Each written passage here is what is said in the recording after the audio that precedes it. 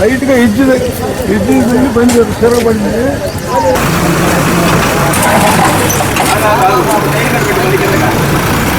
సుమారు 1 గంట సమయంలో ఒక కారు దిగోచావుల విలేజ్ దగ్గర సైడ్ మార్జిన్లో ఆపుకొని ఉన్నారు.